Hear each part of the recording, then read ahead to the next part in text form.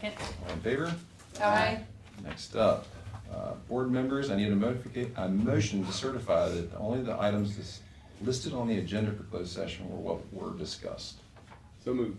We have a motion, we have a second? Second. All in favor? Aye.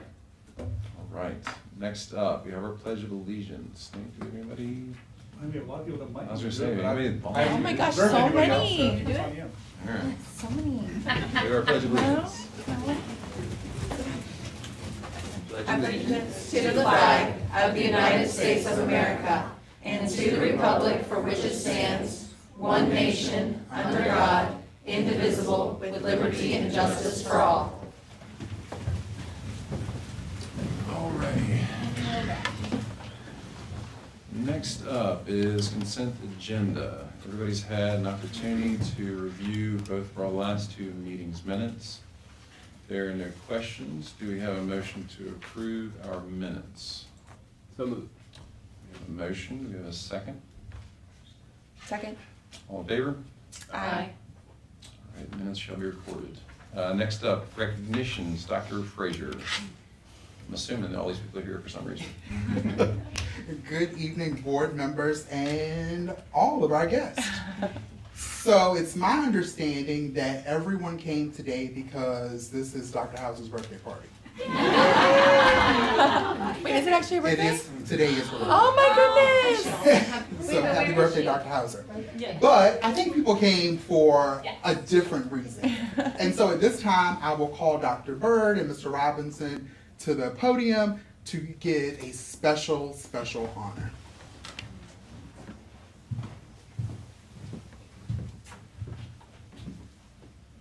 Good evening, Dr. Frazier, Mr. Leach, members of the board. It is indeed an honor and a privilege to be here this evening.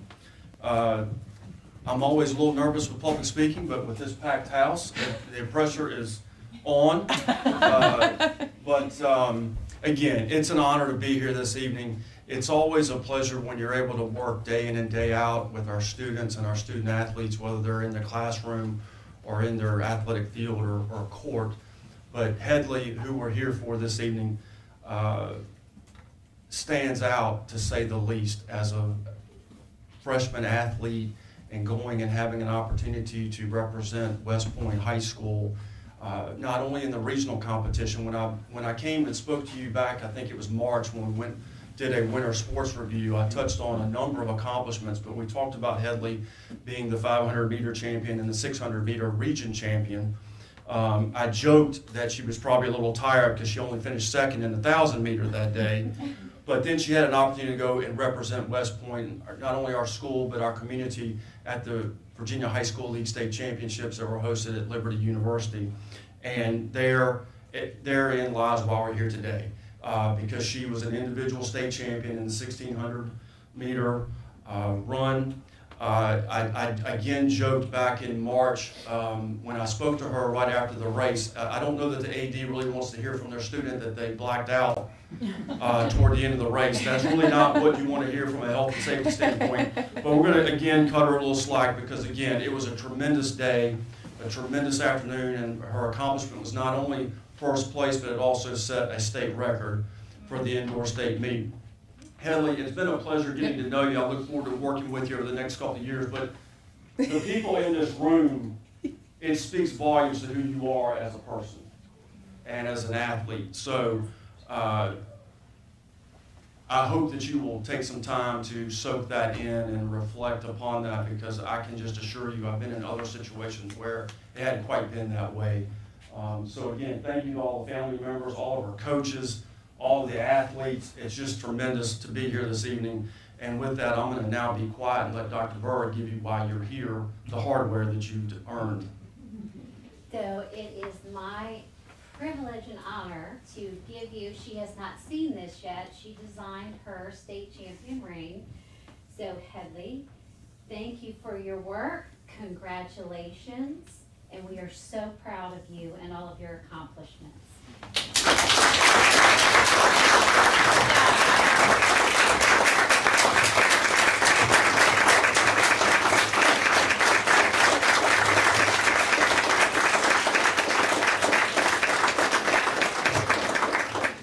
So we would, if we don't mind, Dr. Frazier, if we could take a few pictures. Yeah. Absolutely. On a long, important, does she want her any pictures?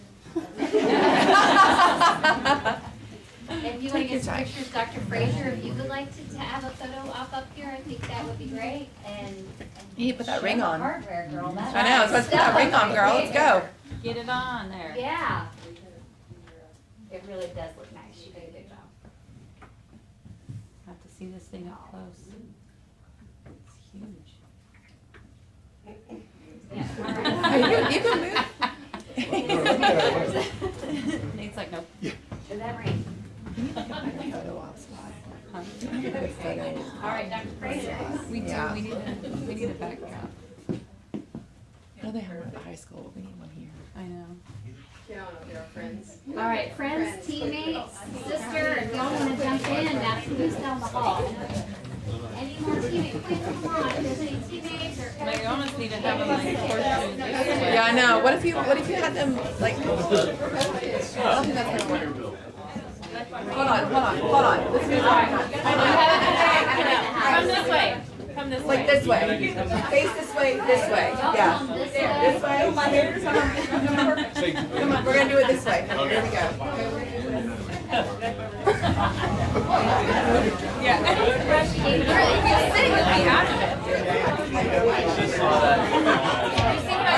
I'm almost an adult, by the way. You see what I have to deal with? You're in front. Okay, I got you. Alright, tall people in the back. Come on, we can do this, guys. We got this. Tall people in the back. Let's go. Tall people. Tall people. Alright, Heather, you gotta be in the front. Center, come forward. You are not. You're short. You are right. Oliver, got it. Got it?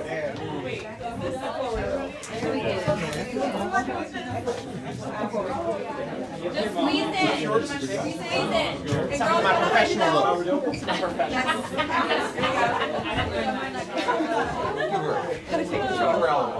chaos. Well, you know I can imagine. Oh, I got it. I was on it. There you go. That's a good one.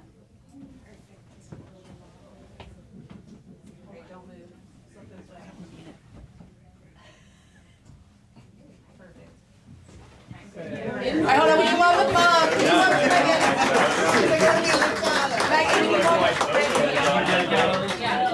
How are you doing? Elliot, how are you, man? I'm good. I have no complaints. Nice to see you. Paperwork. Yep. So I was hoping that they said you guys weren't here. I was going to say hi and see what you guys were doing, but no, they're off at something to school. So We were on our way out the back door. okay. What you doing? I'm doing good. I have no complaints. Everything happens for a reason. It worked in my benefit. My wife and family are great. It's just perfect time. Being Williamsburg, taking care of my kids. One kid in one school, one in the other. So I did physical therapy. It's out working on that. No stress, but we have some talk. So you guys get started. But yeah, great seeing you. Does he have Best permission?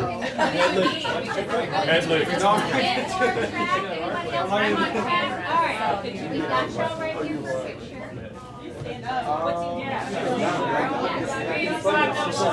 Balance that side.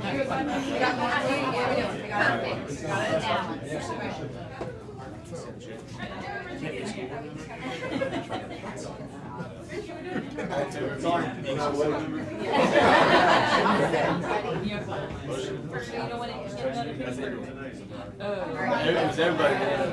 Got it. I couldn't see you all.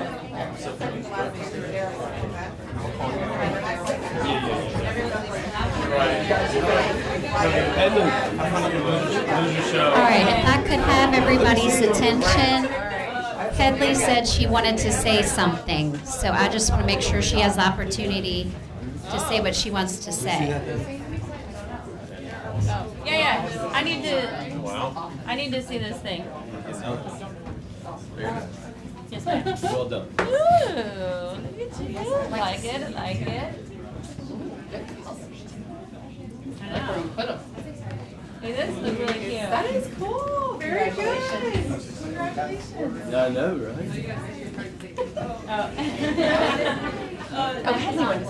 Thank you everybody for coming. Thank you for supporting me through everything. Thank you.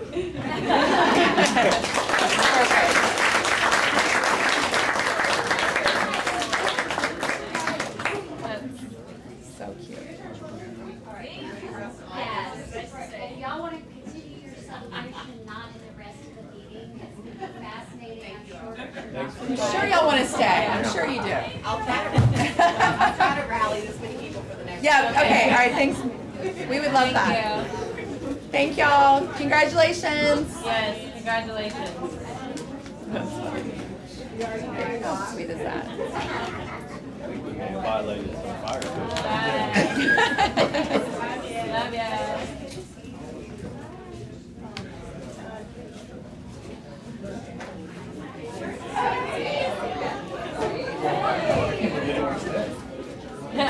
All the way to the office.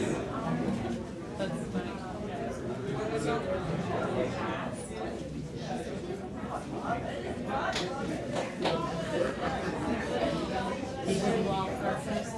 Yeah, no, hey.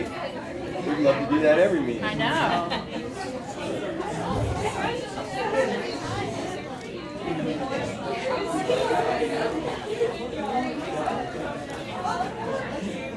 Now the people who need to be here can come in.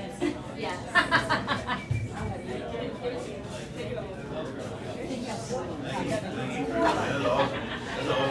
Yes, it is.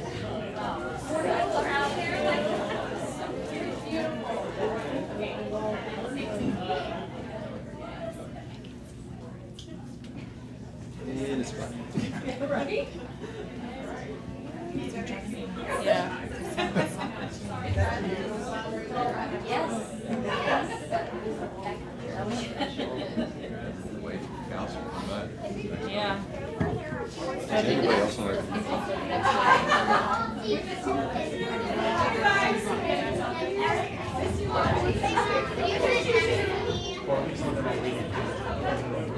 Get your ass together and get in Do what? here. Get it together and get in here. Let's go. Yeah, it's like McAllister and Howard. They're probably trapped right now. Yeah, they probably The can't herd get of in people here. leaving. There's Howard. You have to sing them. You don't have to. I know, but she's like,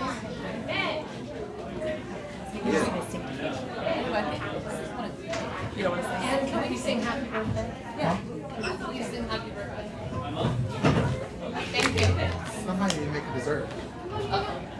I didn't get told. I have some mints in my purse. Can you just give her one? Exactly. So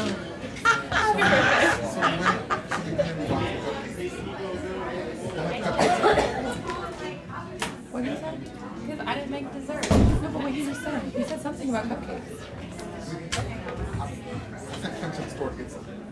Oh. Yeah, that's right. You told me. Welcome in. All right, Mr. Chair, that ends my recognition. Okay, yeah. Well, no, that's fantastic. You know, definitely worth celebrating for sure.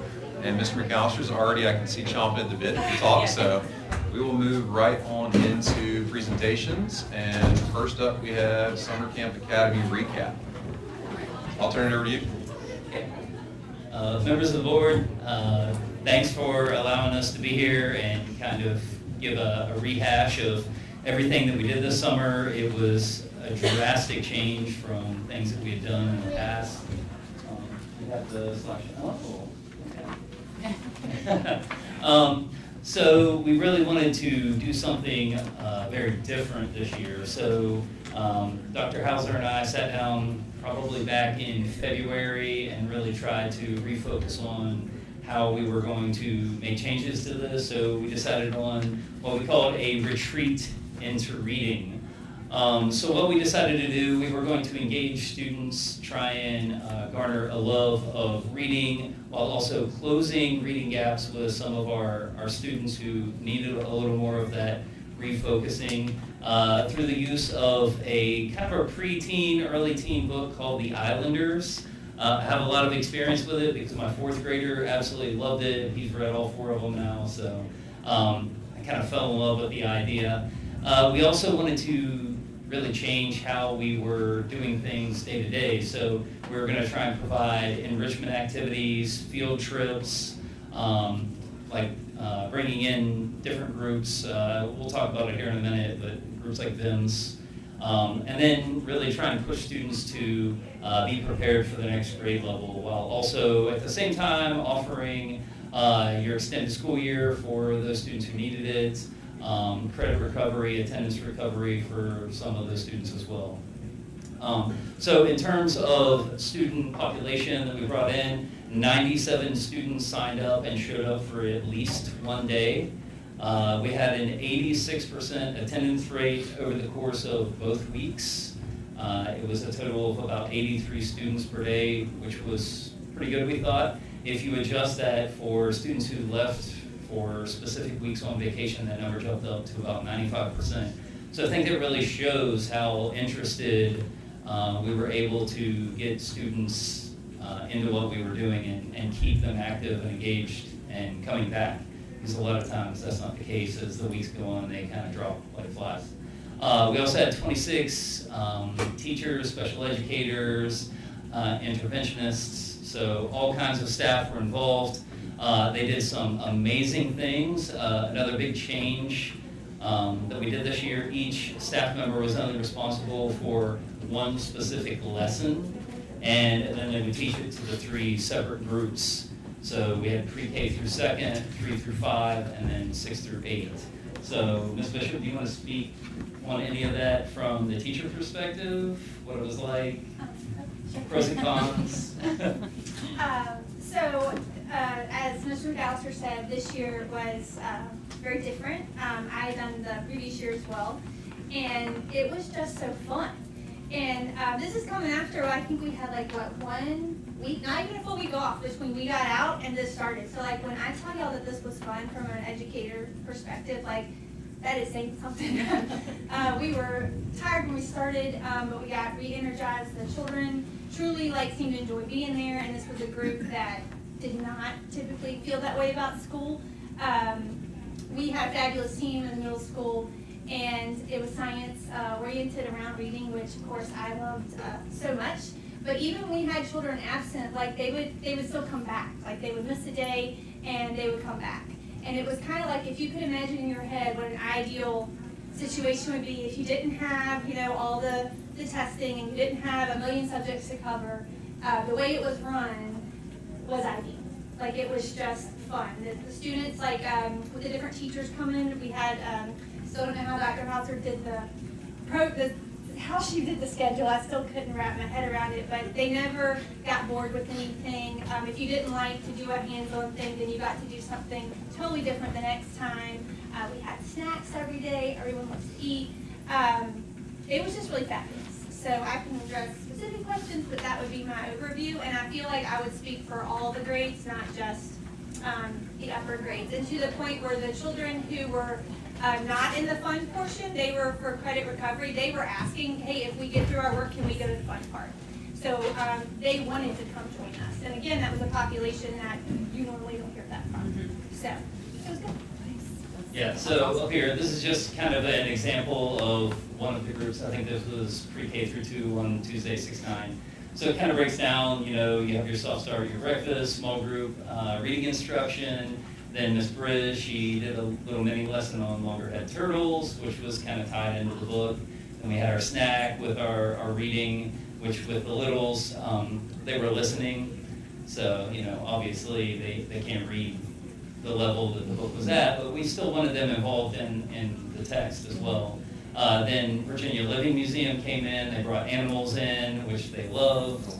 We had recess, a little more small group instruction, lunchtime. Then Miss Britt came in and they made solar ovens, which we used later in the week to make s'mores, which again tied into themes from the book. And then at the end of every day, the students would fill out a journal of what they had done, what they had taken from the book, and then that was kind of the takeaway. And we tried to print off images throughout the week, and then they could cut them out and stick them in their journals. So that was it was a cool experience. And then we had a little takeaway. So that particular day, they had little mini turtles that they took with the squeakers. So some of the special events, we had VIMS, the South Carolina Sea Turtle Rescue. They did a Zoom call with us, which was really awesome, getting to maneuver through their turtle rescue center. We had several live groups come in with animals. So the Virginia Living Museum brought in snakes, a turtle, and I think some frogs. It all kind of runs together. There was another group, I think it was a 4-H center. They actually had frozen fish, and the kids were like manhandling these frozen fish, but they were learning really cool lessons about like how the shape of the mouth was and the coloring, where the fish would be. So yeah, it was really cool learning experiences. And then we had Ms. Hicksonbaugh came in and taught an art lesson. So all kinds of stuff throughout the week, and the kids were totally involved in it. So obviously we have all the stuff with students, but there was a lot of behind the scenes stuff too. Mr. Walker was amazing in handling things like our transportation issues. Ms. Osborne with our food prep and making sure all the kids were fed. So there was a lot of behind the scenes stuff. All of our teachers were amazing getting all their lessons prepped. So we had a great team this summer. So student feedback was great. Staff feedback, I think for the most part, was almost entirely positive. You know, and we're trying to learn from it and take away from it. I think this approach definitely works better than in years past. So obviously, huge thank you to the board and to division leadership for supporting us in this change. It was drastic, and I think it worked out really well, and we look forward to potentially next year building on the successes that we saw this year. So I don't know if you're interested, but I think we have slideshow pictures. Will this work? Okay.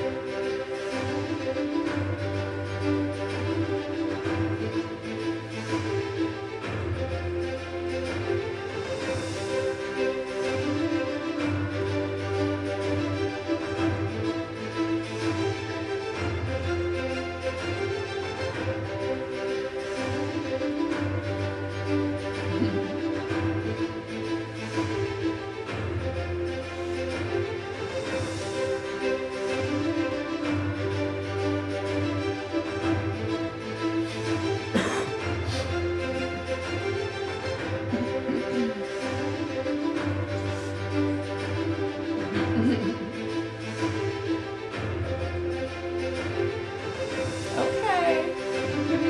Making lunch? Y'all cooking? Yeah. Nice.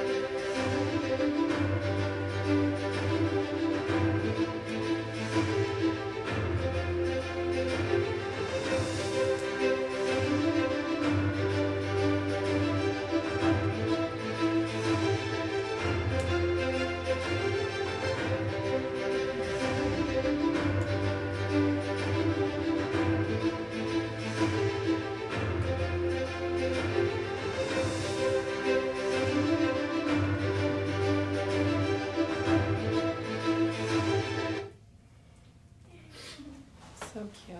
Nice. Very good.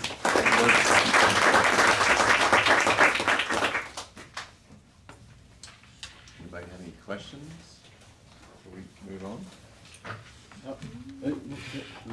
Questions? I don't have a question. Oh, no, I just had comments. Yeah. I had 3 things. All right, first one, thank you. Obviously, summertime is precious time for teachers, and for you guys to be a part of this during the summer, I think means a lot, and so thank you for that. Second thing was, you know, I feel like everything we do, we try to true back to these 4 values, and like, the first thing that came to mind was innovation, but then the more I sat there, I'm like, when you hit all of those, that's pretty neat. And I think this is an example where you nailed all 4 of those, and it had a huge impact. That's 2. Yeah, I don't know what Oh, was. third thing, thinking about like scaling for next year, it hopefully gives you an opportunity to think about the budget as well and how we can help with that. But I think that would be a priority, I think, or reprioritization, I would think, relative. I don't know if you knew this all planned going into summer school and had the budget for it, or if it was, I know Dr. Fraser will make it work, but just something to think for next year. So those were mine. Well, and we also had parents calling us for kids who weren't invited, begging Yeah. to allow their kids to come to summer school, so. Start charging, maybe we'll get a little, Right. little revenue, another revenue stream, I like it. We are trying to, No, but have those some things are we're just trying to my- do, so. yeah, 3 Definitely. observations, but thank you. Actually, from that, how many kids did you invite? I saw you had 97 that signed up, but how did that compare to how many we I invited? think in total, we invited 113. Okay, wow. That's pretty good. That's good numbers. That's fantastic. Anybody else have any other questions or comments? I think it was wonderful. Yeah. I didn't go, but I enjoyed the pictures and felt kind of like I would have came on Yeah, summer camp was like fun. FOMO, like Yeah. right. I was like, wait a minute. Yeah. Why wasn't I there? I wanted to see that. It was, So. Exactly. It was just so much that our admin team did to make all that happen, though. Yeah. Like, yes, we were, of course, like, you know, boots on the field, but Mhm. like all the scheduling, I mean, it was just so seamless. I think one time, like, someone showed up, I think maybe the South Carolina crib, they were earlier, and like they needed to leave, and so like we all then just walked. I was like, okay, we're going now, and we're going now, and we just did it. But like everything was so seamless. And that made it all just feel so smooth when everything is exactly like your schedule. You know, we're very schedule-oriented people, and it really worked perfectly. I think too, maybe for next year we can maybe get a little bit innovative with our older kids Yeah. Very. as I well. read those same notes. You know, they were begging to come to this thing, so maybe we can get a little creative and come up with something more engaging for them. So that would be great. But great job. Yeah. Very, very good. I just want to give us, I'm sorry. Go ahead. No, I'm sorry. I just wanted to tell you all, we used your feedback too. Each child got a cinch sack, which is just a little drawstring. So they put all their work for the week in the bag, and then we gave them little story favors to take with them, with the idea meaning every time they pull something out of that bag, they're gonna remember the lesson. And they had a journal that they reflected in over the course of the 2 weeks that was their final product. So that came from you guys. We decided to have a final product So it was kind of like a walking portfolio of all the things they did, and just hoping they'll open that stack back up and remember the time we had, because it really was a special time. And we've all talked about next year, can it be by invitation and application only? You know, and get some kids, because it really was hard to see kids out on the street say, hey, can we come by the school? Yeah. And we'd love to have older kids, and as you can see, we had 2 student interns who are now on fire even more to be teachers. So any opportunity to get kids and teachers to want to spend time and be excited about learning in the summer is just a joy and privilege. And so thank you to Nancy for coming tonight, and all our teachers who taught, and to Ben for running alongside of me, and for you guys giving us the funding. So really, when I sat down with Larry and talked about the vision, he said, just write it all out and let me see your budget. So it really made it so awesome. It really Love did. the snacks. Yeah. That you made? The ones that you made? The snacks Paid for. Oh, that you paid for. That's great. Made it happen. That's great. So I just really want to say that, for me, one, it was great to see students who really wanted to be there. Yeah. Because so often you go to you walk around the school and kids don't want to be there. They come to school because their parents make them. They come to school because they have to, but they don't really want to always be there. But students were there and they were excited about being there. They were running. They were not running, trotting down the hall because they were excited. So that's the first thing. The other thing is that the staff was excited about being there, and they wanted to be there.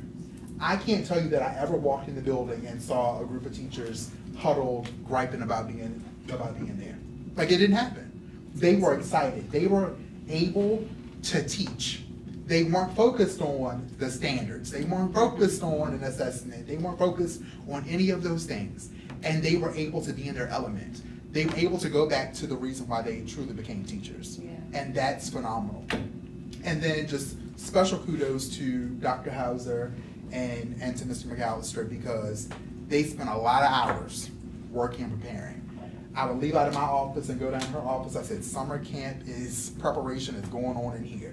Dr. Hauser's office was exploded with all of the Amazon packages that came out.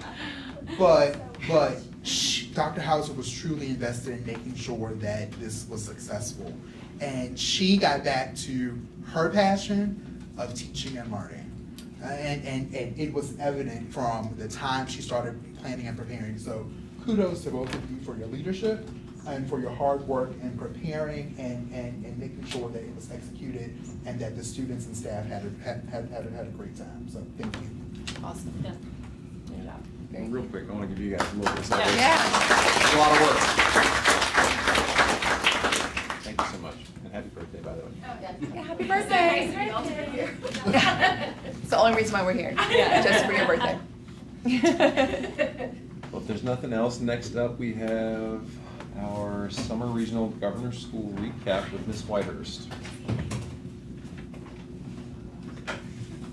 Good evening, Dr. Frazier and members of the school board.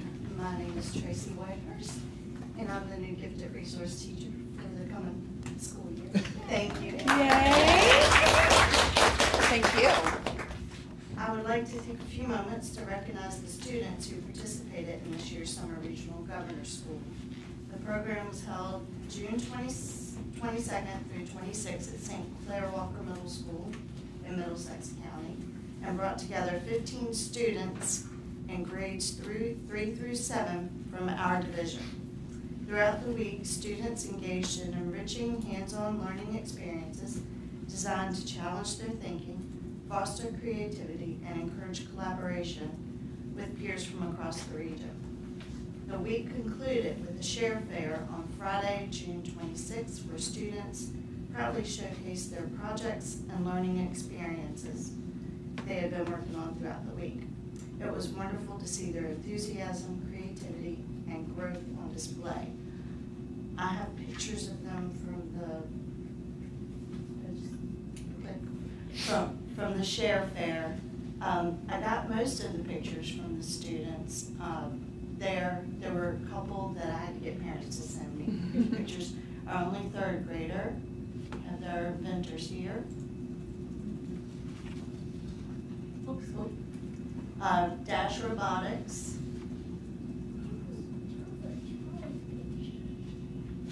And there we have Shake, Rattle, and Roll.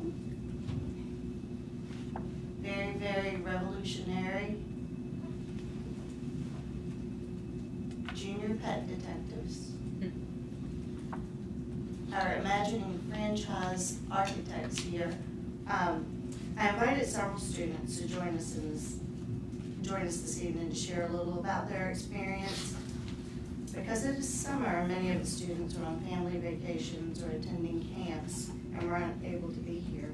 However, Javante Waddy, the young guy up there in the middle with the 23, a rising 7th grader who has participated in the program every year since 3rd grade, sent me an email reflecting on his experience, and I would like to share a portion of his message with you.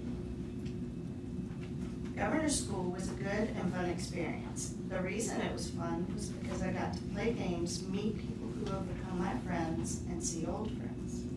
It was a good experience for me 90% of the time. Whenever I go. Because fun things to do and our teachers. The only difficult thing about Governor's School is deciding what class you want to take and what you're going to do for your project that you will show to other classes and to parents. This experience helped me build my social skills and my team building skills. I've made lots of friends and hope I see them again. I learned that it is important to communicate well and work together with people when doing a project. Everyone is responsible for the project. We had to listen to each other and had to be a positive role model for each other. Thank you for giving me the opportunity to attend Governor's School, and I hope I will be able to go again next year. Javante Waddy. And we're also fortunate tonight to have 2 students with us this evening, Charlie Hudgens and Dean Butler. Let's see, they are Shake, Rattle, and Roll. Both rising 5th graders, and they have graciously agreed to share a few thoughts about their experience.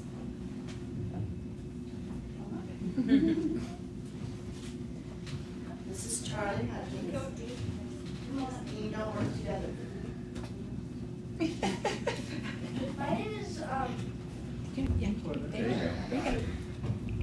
My name is Charlie Hudgens, and I am going into 5th grade. My class at the Summer Regional Governor School was about earthquakes. It was called Shake, Rattle, and Roll, as you already know.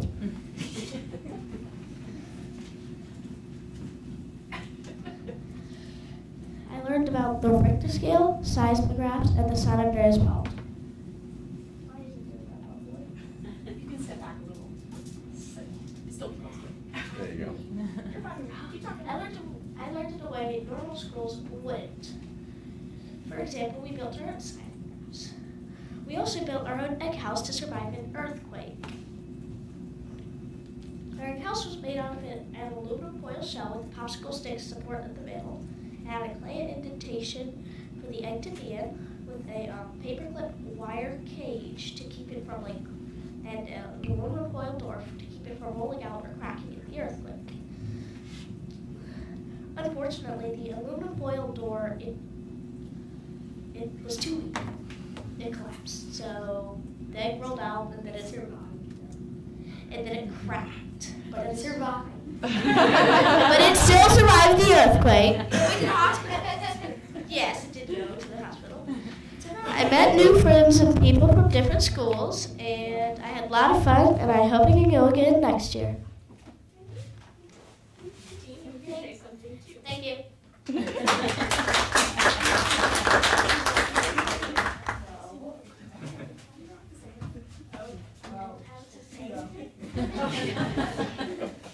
Good job, guys. Thank you very much. Good job.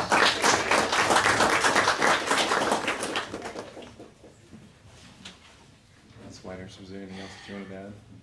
Was there anything else that you wanted to add? I didn't want to cut you off. Oh, no, Javante sent another picture with his little teammates, and I forgot, and his project Oh, nice. about Montreal Stadium. Oh, cool. Okay. Very cool. Nice. That's awesome. Thank you so Very much. good. That's Thank fantastic. you.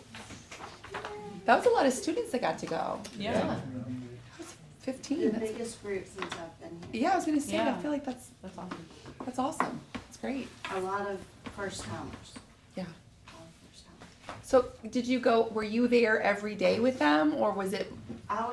I got them on the bus every morning. Okay. And got them off the bus every afternoon. Got you. And then I went to the Share Fair. I got you. Very good. Okay. Excellent.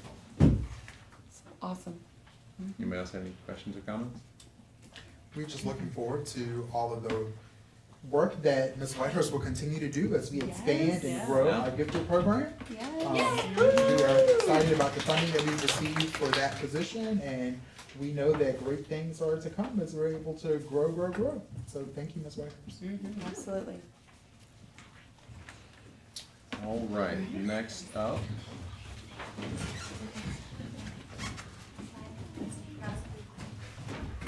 Good job, Dean. Good job, Charlie. Hi. Sure. Sorry you have to follow all that. I was gonna say. Good luck. Now it's your turn. What do you got?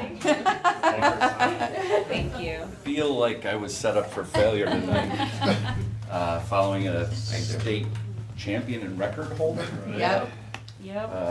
And 2 successful summer schools. So nowhere to go but down from here. I will endeavor to also get a standing ovation when I'm done. Yes.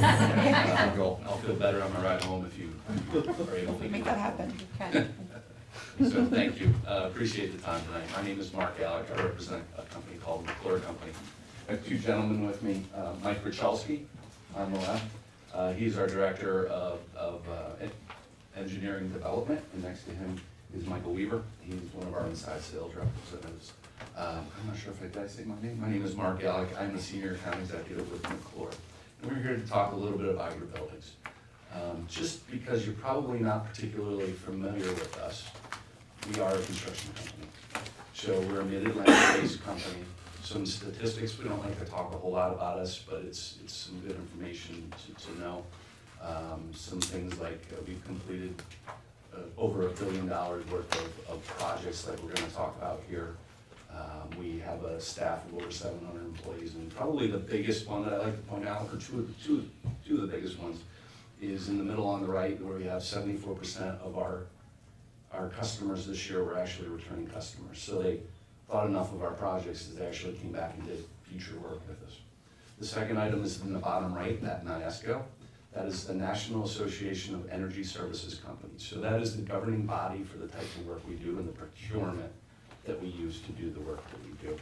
It's a pretty rigorous process that we have to go through to get listed with them. They check with our customers, they make sure that we do what we say we're gonna do, and they make sure we do it ethically. So it's important to point out. That's all I'm gonna say about us unless you have questions. So one other note, my wife is a teacher, she would hate it if I said this, but if you do have questions as I'm going, stop me. Raise your hand. She's a first grade teacher too, so it's pretty structured. But I like the questions. I like the questions. We do really good with questions. I brought some horsepower with me, so we're excited to ask questions. So when we look at these projects, and the projects are called energy savings performance contracting, what it essentially is at the heart of things is design, build, construction. So this is the process that we typically use when we look at projects like this. And what design build is, for those of you who are not familiar, is we actually have engineering that designs projects as well as a construction company that constructs those projects. So it's a streamlined approach to doing construction. There's a lot of benefits to it, and we're going to talk about it. One of them being this process. So the very first step is what we call scoping, a scoping audit. And that's what we're here to talk about tonight. In that scoping audit, we spend some time with your public school system staff and learn about some of their issues that they have with the buildings. We take a quick look at those items and we try to assign some kind of solution to those and provide some high-level budgeting, which is essentially what you're going to see here tonight. We do all this at risk, so a lot of this is done at risk to us. This is our investment in doing future projects. And what we're going to show you tonight is a preliminary report with some of the things that we heard and saw, some of the indicative costs that we believe you're going to face for those. And it's really informational for you to decide if this is something that you would want to be interested in. Step 2 is where you folks have to decide what kind of procurement method you want to use to actually do the work, if it's something you want to do. Assuming you go down that road, there's a couple ways that you can do that. But at the end of that step 2, you actually have a full understanding of what the project looks like. So that includes guaranteed prices, guaranteed savings. So you know exactly what it looks like. Step 3 is what we'll call final design, but it's really pre-construction. So that's where all the engineering is finished up. That's where all the planning for the project happens. And then step 4 is where we move into actual construction. So it's a pretty robust process. You get a lot of the information up front before you have to spend any money with us. So it's, in our view, it's a pretty good process. We've been doing it for over 30 years. Okay, so now we're going to talk about you. So our goal in this, and one of the nice things about it being a lot of this pre-work being done at risk, is that we're forced to make sure we're providing a project that really fits with your goals, right? So we want to make sure that we plug right into your strategic planning that you've done and some of the capital needs that you've already come up with. So this slide is titled Reality Facing West Point Public Schools. I would say that you could probably drop that West Point out of that slide. We're in no different situation than any other public schools in the nation, right? So you have aging facilities and infrastructure that are approaching end of life. Your deferred maintenance continues to grow. This is not unusual. You have limited and competing resources. So the resources that you do have, you want to push towards the educational components of what you do. Facilities, unfortunately, is one of those things that is needed, but it's not the prettiest thing in the world. That doesn't directly, it's not educationally focused as much as programmatic changes. Rising costs continue to go up year over year. This is true for construction as well. Inflation, as well as just material costs, continuing to increase. I could give you a whole dissertation about what the market has done since COVID, but I'll spare you from that. There's a lot of tough decisions you have to make. We continue to try to repair this equipment, or do we just bite the bullet and try to replace some things? Looking at short-term, long-term investments in this equipment. And the challenge is really maintaining these buildings, because at the end of the day, these buildings and the environment that these kids learn in is incredibly important. So how do we do this? How do we do this by protecting our budgets? How do we do this when money is tight? So we consider this a better way to do construction. And as I said, it's design and build in nature. This is a Virginia authorized procurement method. So this is absolutely being done in Virginia. We've done several projects in Virginia. We have some case studies at the end of this. But as I said, it's design and build, meaning we design it and we build it. It's a guaranteed energy savings project, so there is energy benefits to it. And the whole idea of this is that those energy savings that are generated from these upgrades help offset the capital cost of those upgrades. And those savings, are guaranteed. So the risk is transferred, a lot of the risk is transferred off of the school system onto your partner. So what can be addressed? It can be deferred maintenance items, it can be pure energy savings items, or more likely, what it is a balance between the two. So you leverage the low-hanging fruit of energy savings. You combine it with high capital, low savings items that are needed in infrastructure upgrades that you're needed, and you get a reasonable return on your investment in these projects. But I don't want to skip over the risk. So as a part of this project, and I don't honestly know if you've done construction in the school system in recent history, but these projects are change order free. So when we get to the end of that second phase and we tell you this is what the project looks like, this is the scope, this is the cost, it's on us to make sure that happens. There is no change order. Short of you coming to us and saying, wow, you guys are doing such an incredible job, we want you to do more. So and savings are important, particularly in the way that the Virginia schools are funded. So We did a quick analysis on what you currently spend on your utilities, which is about $380,000 a year. And we looked at potential savings. Now this is indicative, this is potential. I'm not here saying that you're gonna do all these upgrades. It's probably not realistic. But just to kind of give you an idea of what this looks like, from all the things that we looked at, there's a potential savings. Again, we're at a high level right now, with somewhere in the $164,000 a year savings. So when you look at that over a 20-year period, which is often the life, expected life of a lot of the infrastructure you have in buildings, actually it's about a $4.43 million project that you potentially fund from those savings, spread out over 20 years. So that's kind of how these projects works and how the energy benefits construction. So we have a lot of tools that we use as part of these projects, but at the heart of things, what we often do with our customers and what we've heard you would like is actually a capital plan, right? So we're going to talk about some things, but that's what this essentially becomes, is a capital plan. And you're going to see small pieces of some of the tools that we use here. We got the scope pretty tight. So we looked at West Point Elementary School as well as West Point Middle High School. We did some walkthroughs, preliminary walkthroughs. So again, we're scoping level, so that's pretty high level budgeting.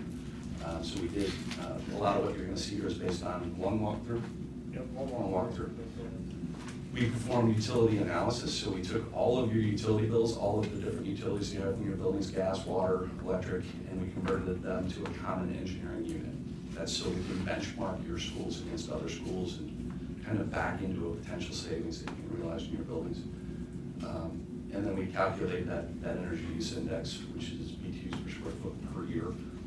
And then we start taking a look at the different scope items that you have and doing a preliminary analysis of what that looks like, which is what you're gonna see here tonight. So now we're gonna jump into the buildings. West Point Elementary School, you had a renovation of mechanical and electrical systems in 2013. So for the most part, your mechanical systems in this building, there's a couple things that we're gonna talk about, but for the most part, it's in pretty decent shape, has some life left in it. The building is about a 44,000 square foot building. The EUI that I talked about for that particular building is 57,083 BTUs per square foot per year. For an elementary school, that's not uncommon. That's probably decent to high. Your ECI, your energy cost index, so if we look at the average cost per square foot on the building, is $2.61. That's a little higher than what we would expect to see. We would expect like $1.50 typically, but some of that too is indicative of electric costs being higher now, and that plays a role in those costs continuing to escalate year over year. Yep. Some existing conditions, some things that were identified as we looked at things. Like I said, the mechanical and electrical systems were from 2013. You have done a partial LED upgrade. LED lighting is, and good job for doing that, because lighting is probably the single best thing you can do in a building to save energy. It just simply is. And we actually have included here where we would finish that out and actually do it in the classrooms and all the areas you hadn't done. The control system was identified as an issue because there was no remote access. You had to be in the building to actually see the control system. The district is handling that directly. Again, well done. It's picking apart some of these deferred maintenance items that you needed. So what we did when we looked at this building, we broke it into 4 categories. Top priority scopes, so those top priorities are either based on needs or based on energy savings to help pay for this project.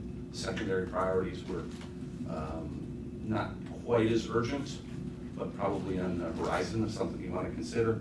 And then items to consider is a longer term item, unless, again, we decide to change the way schools are funded. And then to be studied were things that we just simply didn't get to yet from that one walkthrough. So what does that look like? This is what we call our ECM matrix. You can see essentially each item that I just went over, some indicative costs. So these are ranges that we saw in these budgets, as well as ranges in savings. I'll pause there just to see if there's any questions. This is a lot of information. I don't expect you to digest this tonight, but kind of the idea of this and kind of the idea of this presentation is that it arms you with information, right? So you can decide, okay, this seems like a good idea. We would like to take care of these items. This is not by any means meant to say that you have to do all these. This is an à la carte list for all of these. What is recommissioning? Yeah, that's a great question. So Thank because you you. have, Yeah. absolutely. So because you have life left in your mechanical systems, Okay. throughout the half-life about that they currently have had, there's been changes that happen just mechanically or the operation of the systems. So what a recommissioning effort is we go in and we actually analyze how it's operating now, see what kind of enhancements we can do to make it operate better, and try to get it closer back to where it was originally commissioned. It's a great item that we like to include, particularly when you have life left in your systems, because it's low capital. You're not replacing an asset, you're just making those assets work better. Great, thank you. Anything else?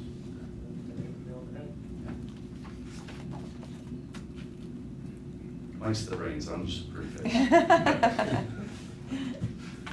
All right, if there are any questions, I'll go on to the high school, let's go high school. One quick question Yes. about the plumbing. What's the benefit of going from waterless to pipe? Is that more for true plumbing issues and less water consumption, or?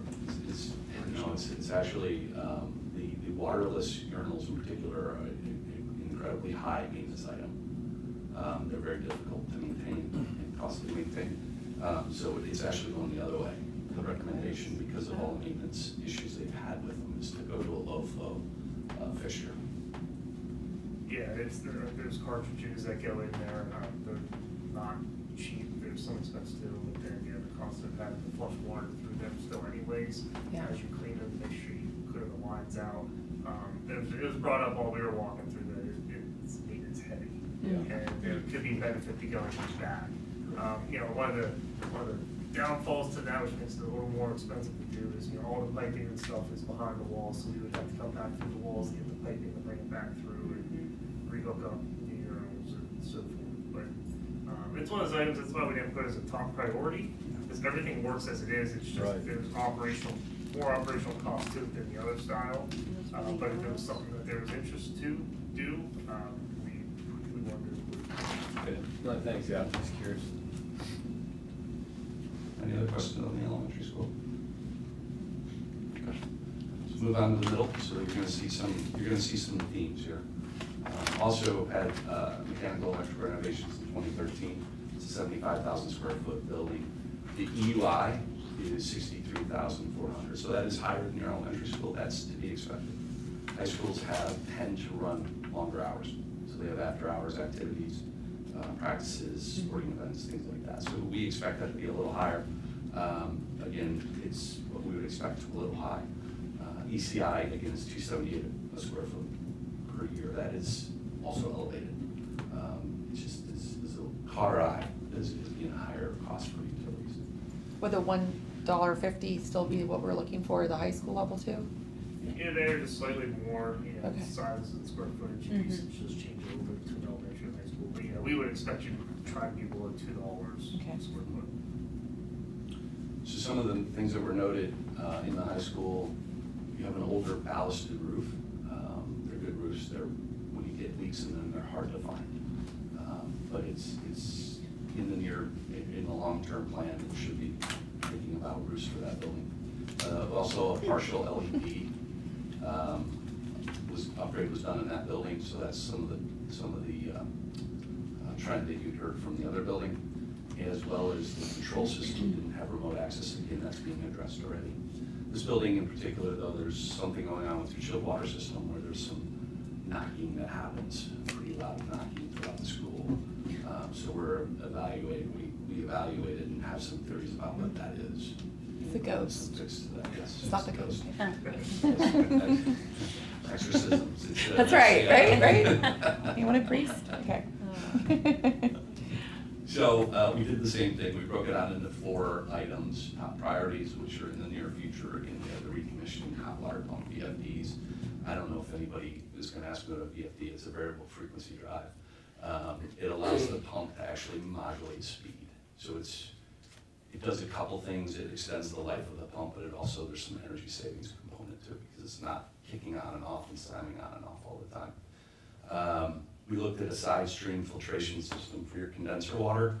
The chiller is more efficient when it's clean. When we're able to get all the particulates out of the condenser water side of the chiller. It, one, reduces your maintenance costs, but it also makes that chiller run more efficiently. We looked at a hot water pump upgrade in your auditorium section. Again, the lighting, transformer upgrades. Transformers are, it's typically an energy savings component. They're one of those things that also work, but there's more efficient ones. So a transformer takes a higher voltage and converts it to a lower voltage. When you hear those things humming and putting off a lot of heat, that's energy wasted. So the newer transformers are quieter and don't put off quite as much heat, so your energy is going with where you want it to go. We looked at some refrigeration upgrades in building envelopes. So that's the skin of the building. A couple of those bottom items were on the elementary school as well. In the secondary priorities, we looked at domestic water heater upgrades, actually switching to gas. The plumbing upgrades again, your switchboard and panel boards are on the horizon for replacement as well. We have some boiler upgrades, auditorium boiler upgrade, generator add, actually for both schools, fire alarm upgrades, and then roofing. Things we didn't get to look at yet, but was mentioned, the gym floor, as well as the locker room renovation, and Trazo is starting to crack throughout the buildings. We were gonna look at the solution to repair some of that cracking. So all these items are listed here for you to see. And again, these are by the priorities that we came up with there. And I'll stop and just see if there's any questions. One item that isn't listed on the summary, but we did include, and we typically include because it's been a very popular topic these days. I'm sorry, I'll wait until you can see if there's any questions here.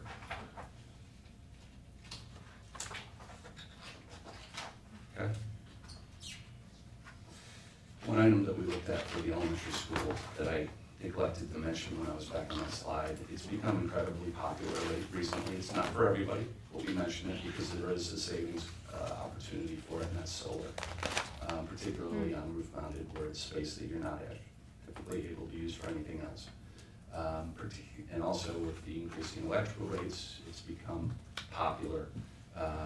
Again, this is, there's, over the last year, solar has changed drastically. There was an opportunity when schools could actually take investment tax credits, which you can do personally. That has now gone away, or it's sunsetting prematurely. But we feel there's still an opportunity, and I think as time goes by, the material cost for solar will continue to go down, because there was a lot of things that were happening in the market, things called FEOC, if anybody's heard of it, which is a federal entities of concern, where the product is made would affect your ITCs. That kind of all went away now. So there is an opportunity for solar, particularly on your elementary school. The reason I'm assuming we didn't look at it in high school is because the roof is older. Yeah, the older valves, the roof. Now, if you were going to replace that, that would be consideration we can combine the two together at that point in time. So then we took this and put it all together, and I'm not going to make you strain your eyes. This slide is incredibly small. So we put a larger version of it in the back. Your aunt. Yeah, there's a larger version of it in the very back. And what we did and how I arranged this is that, yeah, it's a little bit easier to see. Yes. We took the top priorities as our first program, folded them up, and the reason I did this is because I wanted to show you the impact of the savings, because you're on the verge of your top priorities actually being able to fund themselves, meaning you could say what the capital cost would be for the project. We spend that on in the secondary programs, not quite as good, but still a decent amount of savings. And then the future needs includes that solar and really bumps those savings up. Again, I have a hard, I shouldn't say this, talking you out of it already, but doing everything typically is a bit of a reach. The top priorities and secondary priorities are typically where we see some of these things happen. But you can see from this chart how the savings impacts those costs. Now, again, this is a la carte, so this can be arranged any way you want it to do, and this process is just starting. This is to give you an idea of what this could look like. And there's still a lot of development that we can do with your administration to get this actually a project that you would feel confident in approving. I would say one other thing too that isn't necessarily listed separately, but we can do as part of the recommissioning. Virginia does now require indoor air quality studies to be done every 4 years for all schools. As part of the recommissioning, one of the things we can do is we can provide the requirements that meet that study for the school, and that way they can satisfy that need. It's not called out separately, one mention, but it's something that we have the ability to do in arguably in other schools. Yeah, that legislation I think was passed last year. Mhm. Last year, yeah, so it's every 4-year cycle. Every 4 years, you have to have a report done. Yep. Okay. There's no questions on this. So again, going back to the process, we're here tonight to present some of the high-level scoping numbers that we have. As I said, there's several different procurement methods that you can do for these types of projects. We have 3 here listed. That is kind of the next step. If this is something that you would want to consider, at least saying, okay, we think we want to use this procurement method to do this type of work. And then what we would do based on that, and the reason being is that each procurement method has different processes associated with them. So that number 2 is kind of like a choose your own adventure. But where you end up at the end of that 2, direct, independent of which one you choose, is at number 3, which is the investment grade audit, which is final pricing, final savings on the scope. So, and then once there, that's kind of your last off ramp before spending a lot of money to do a construction project. So, number 2 is kind of the next decision point that the school system would have to make. And I kind of talked in 2 slides there, but that says essentially what I just said. So we've done this in several local school districts. Caroline County is probably the closest that we've done. We worked with them 2 years ago. They did almost $11 million worth of work with us, generated almost $7 million over the 20 years of the program. There's some detail on there. Marcia, I don't know if you know Marcia, but she's happy with the project we did there.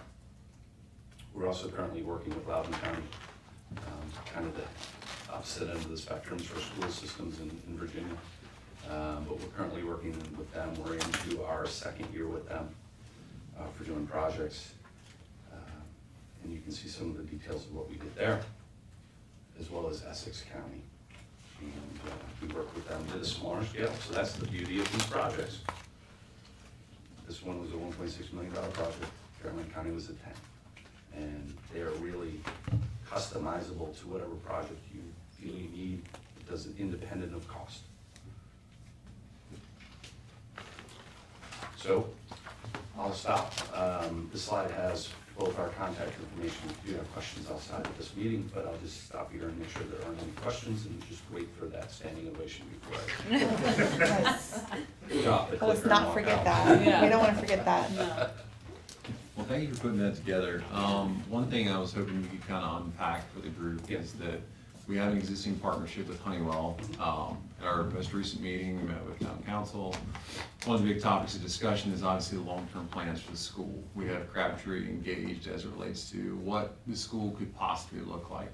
So a lot of the things you talked about tonight are an evaluation and a return on investment as it relates to taking an existing asset and improving it. Yes. Can you talk a little bit about how your firm could potentially work with partners like Honeywell and Crabtree so that it's an effective plan forward? And to use a very simplified version, there's no point in replacing the water with the urinals if we're going to tear the bathroom out. Sure, absolutely, and all those details would kind of flush out through the process. So understanding where Crabtree is looking at doing what they're looking at doing and lining that with what we do would follow through this. And it really becomes a decision of the school board of what they feel they want to go out and I'll call it bid, even though we do get multiple pricing underneath our umbrella as well, versus what you want to use this procurement method for. But all of those will be lined up, and it becomes a decision about who you feel comfortable or what it makes sense for, which project it makes sense to fall under. And makes sense for a lot of different reasons, right? So I told you we don't do change orders, so there's a little bit of risk in when you do design, bid, build, and bid work. There's a little bit of risk in there through scheduling as well as costs, change orders. So particularly mechanical, it's a pretty heavy change order. So general contracting, not so much. So some of those items, I mean, generally, I would say probably about 95% of our projects have a mechanical component to it. It's kind of what we're known for, as well as electrical work. So that's, and I keep coming back and saying this, but that's really part of the next step to see what would be comfortable with us versus another system. The Honeywell question, did they do an ESCO?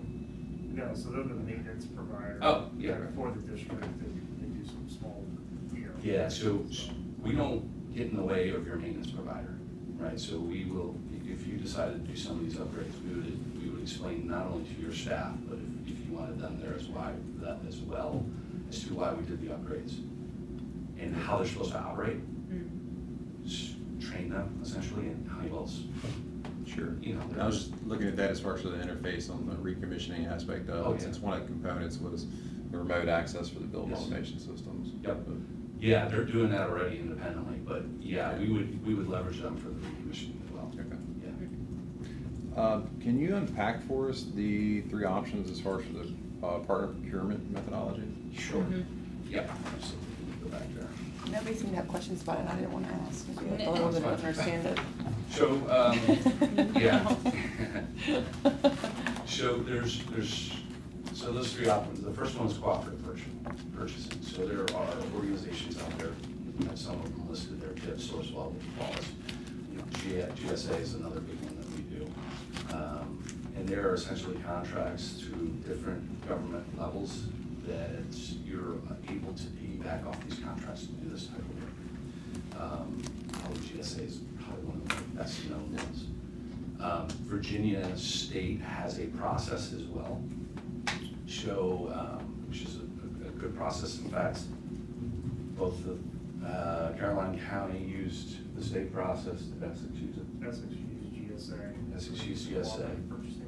And Loudon did kind of a hybrid between their own process and the state process. The state process is, they do what's called an RFQ first. So an RFQ is a request for qualification. So folks like us would basically provide a resume. It's more than that, but it's a book that is basically our resume. From there, you shortlist as many as you would like to see, and you move to what's called an RFP, which is a request for proposal. That's where we go in and do a little more than what you've just seen here. So the reason I haven't said any numbers or provided a redacted version of this is because if that's the route you go, this becomes competitive, and you can watch this streaming and see what our numbers are. So, but that does that RFP process next. So at the end of the RFP, you still have some latitude. At the end of the day, this is a best value procurement because when you're getting design build, it's a little bit different than saying, okay, here's exactly the specification for what we want to do. Everybody give me a price. You're saying, okay, professionals, here's our issues. Come back to us with your best solution. So it becomes best of value. Cost is important. That's part of the value. But how you evaluate those is completely up to you. So you do the RFP, you're selected, and then that RFP response eventually becomes the IGA. So from that RFP, which includes a lot of what you've just seen here or similar information, you can say we want to do this, we want to, we don't necessarily like this manufacturer, we want to use this manufacturer, and then we take that to the IGA numbers, final pricing. And then it's, again, at the end of each one of these steps, you end up at the same spot, which is that investment grade audit. And the EVA is essentially just the Virginia, it's an advertisement to do this type of project through the state without the guarantee. What does MOU stand for? Memorandum of Understanding. So that the MOU, so it's another step in this, in that you say, okay, we're working in good faith with your company.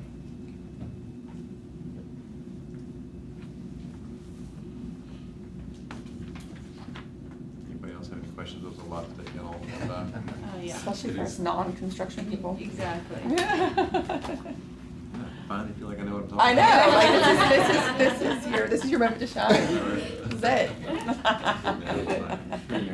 Yeah. I would just say thanks, Mark. Absolutely. Team, Yeah. like this is very comprehensive. It gives us, I think, probably one of the best looks we've had at what we need to get fixed, right? It's good prioritization, I think, foundation to start with. So appreciate your partnership.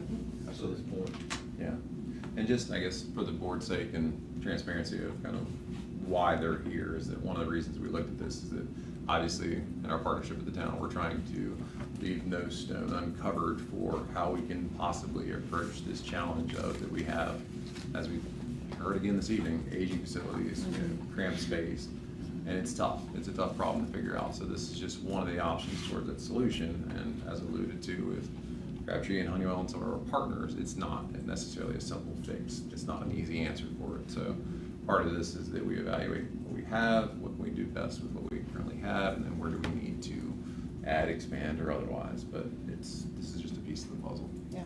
Right. And essentially, just like we're always looking for grant funds and for other things, so when it comes down to school safety or instructional grants and those types of things, it's just as important for us to make sure that we are looking at additional ways to repurpose our funds or to bring in funds in order to invest in school construction capital improvement projects.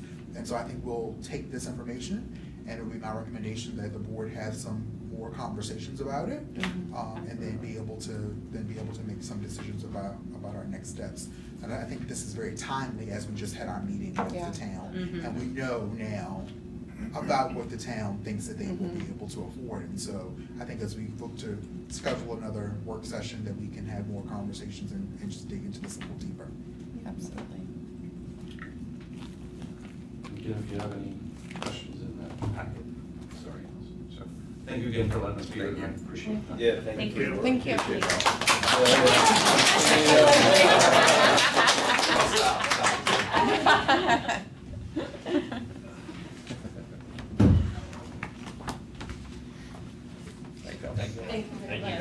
Thank y'all so much. Thank you. Have a safe drive.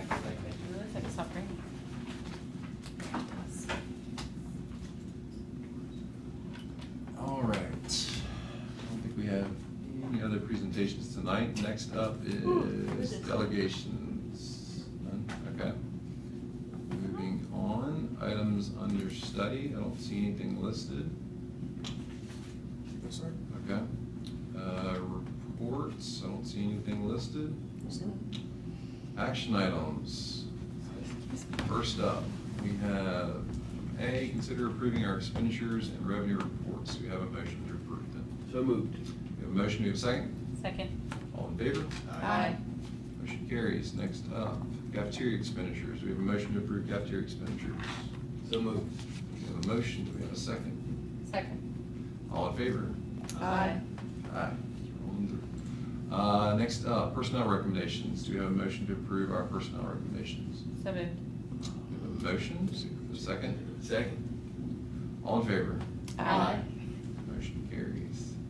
Next up, our previously discussed our 2026-2027 West Point Public Schools crisis plan. Do we have a motion to approve as presented? So moved. We have a motion, do we have a second? Second. All in favor? Aye. Motion carries. Next up, our 2026-2027 technology resolution. Do we have a motion to approve our technology resolution? So moved. We have a motion, do we have a second? Second. All in favor? Aye. Motion carries. Next up, our 2026-2027 division literacy plan. Do we have a motion to approve our literacy plan? So moved. That's a good point. Yeah. So You have tuition? Tuition student? I'm sorry, I zoomed in, I knew it. All right, going back. was the Let's finish, hesitation. let's finish Yeah. the motion. Yeah. Let's just finish the motion. And Okay. just know that there's only one change in the literacy plan from last year to this year, and that's adding the new reading specialist at the secondary level. Yep. So we have an open motion on our literacy plan. If we can finish that out, do we have a second? Second. All in favor? Aye. Who was the initial on that? Take a guess. If I had one guess, what would it be? All right, going back to item F, our initial tuition student requests. Do we have a motion to approve our tuition student requests? So moved. Ooh. Y'all with paper, rock, scissors, for That was like pretty close. That was cute. All right, never mind. We're the same person. We're literally the same person. We have a I'll do motion. second. I'll say recent motion. Recent motion. We have a motion, we have a second. Second. All in favor? Aye. Aye. Motion carries. Oh, boy. Skipping. It's summer. Yeah. H, policy CBG. We have a motion to approve policy CBG. So moved. We have a motion, we have a second. Second. All in favor? Aye. Motion carries. Last up, we have a new superintendent's evaluation tool. We have a motion to approve utilizing this superintendent's evaluation tool. So moved. We have a motion, do we have a second? Second. All in favor? Aye. Motion carries. We made it through it. Next up, information, Dr. Frazier. All right, so in your packet, you have the calendar for Virgin Communities for this upcoming school year. And please note on there that their special days, their commencement, their signing day, all of those items are included on the calendar. You also have our West Point Public Schools calendar with all of our important dates for the school year as well. And the last informational item that I have is we do have 2 new leaders with us tonight, and so I would like to recognize them. And so we have our new Director of Special Education and Federal Programs, Dr. Anna Thomas, who has definitely hit the ground running. She is on it and on top of things, and so we are glad to have her on the team. And I know that that she will definitely be a benefit to the West Point family. So welcome to West Point. Thank you. Yeah. It was just a great honor to be here. And then we have returning to us after working in West Point for a long time and then leaving West Point to go to a neighboring division and get things straight there. She's now returning to us as our Director of Student Services, and so we welcome Ms. Rosalind Ball to the team. That's right. As our Director of Student Services. We are excited about the realignment within our organizational chart and within our organization, and then to have someone that can hone in on those student services pieces is really exciting for the division. And so we know that Ms. Ball will be able to do that. I've joked with the two of them that this division has more special ed directors in it than any other division, with myself being a former special ed director, Ms. Ball being a former special ed director, Stacey Roach being a former special ed director, and now we have our current special ed director. So special ed is in good hands. That's a lot. In West Right. Point. And so it definitely does my heart good when we see, and even Mr. Leach was a special ed teacher, and Mr. Walker. So it does my heart good when I see that folks who worked with with our students with disabilities have come through the ranks and leadership.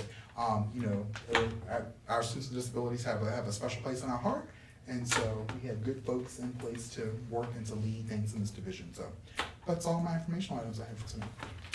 Awesome. Well, welcome to both of you. We're happy to have you guys. Absolutely.